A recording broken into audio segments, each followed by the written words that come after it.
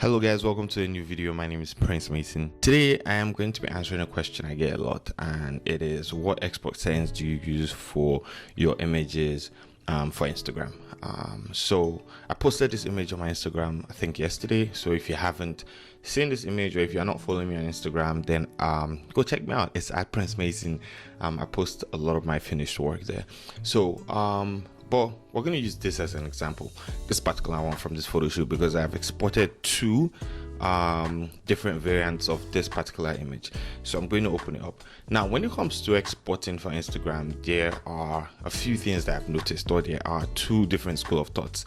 There's the first one that says that export your images to be spot on with what Instagram wants, and there's another one that says export your images to just be a little bit high resolution and Instagram can do its own compression for you. Now, I fit into the school of exporting a little bit high resolution and let Instagram do a little bit of compression for you. And the reason why that is if I open both images here,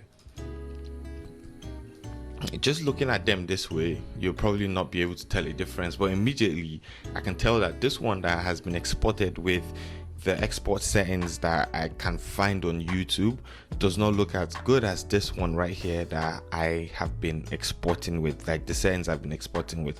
So the one on the left, if I zoom in, not zoom out, if I zoom in and scroll, you guys can see that it's already getting pixelated just somewhere around the edges, which is the settings that I've seen a lot of people say you should use on YouTube, right? And if I zoom in with this, which is a little bit high resolution, you guys can see the image still looks really sharp. And I've noticed that when I export this particular one on the right and post it on Instagram, then even when I zoom in on Instagram, I can still see more detail in the images than if I go with the settings that a lot of people recommend on YouTube.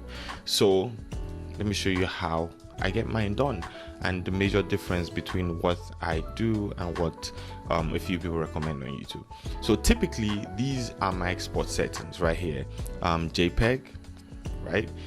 Quality, I put it at 80%. Anything above 80% will give you a larger file size and you'll not be able to read the benefits of that file size that you're getting.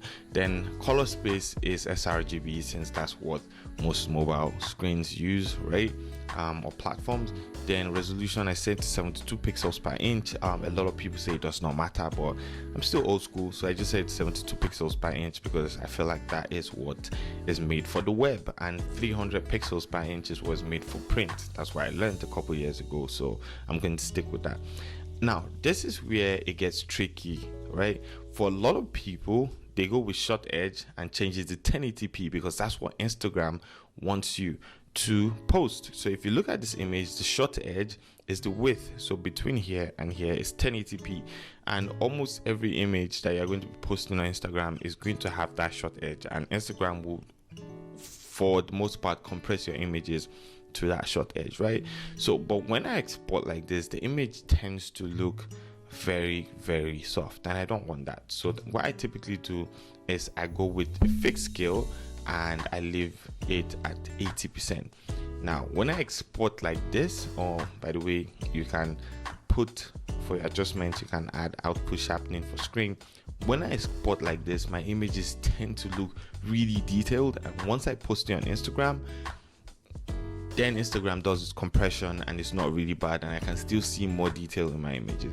So these right here are the settings that I've been using recently, at least for the past few months, to export my images.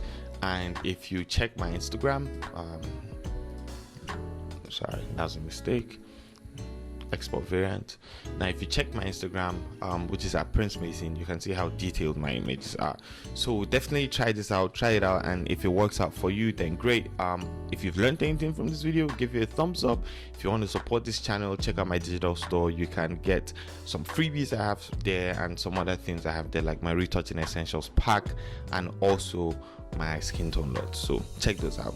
Yeah, if you have any better explanation, or maybe you have better export settings, then definitely put it in the comment section below. By the way, this is for Capture One, or these settings that I've just explained that for Capture One, but you can also take them and use them in Lightroom in your export tab. I don't use Lightroom, it's Capture One, but it's basically the same thing across those two platforms. So just go to your export tab in Lightroom and do the same thing, and you'd get really good and crispy results.